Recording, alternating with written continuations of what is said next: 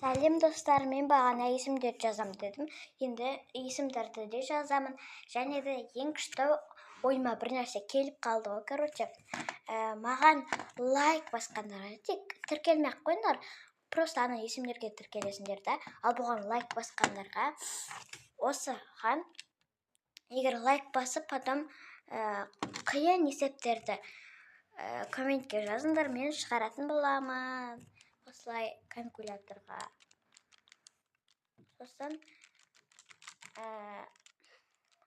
тағы да жаздарда түрлі қызықты нәрселер түсіремін подписчик жинау үшін. Так что маған тіркеліп, қолдап кетіңіздер. Сосын тағы да осы видеода айтайыншы. Әйтпесе 3 видео түсіріп кетемін бірден.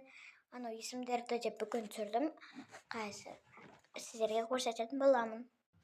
Достар, еще мен осы бағанағы есімді жазам деген қарақаламен еще тағы да бір нәрсе ойнайтын боламын. Короче, комментке бір түс жазып кетіңіздер.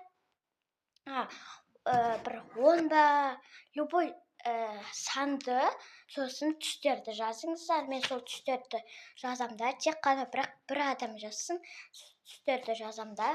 Сосын ішіне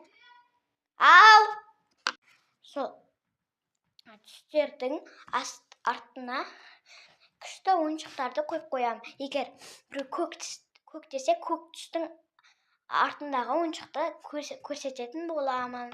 Так что маған ол үшін достарыңызға жіберіңіздер. Сол достарыңызға айтыңыздар. Олар да лайк басу керек. Всем пока. Достарыңыз болмаса, онда отбасыға. Теңде отырмын ғой.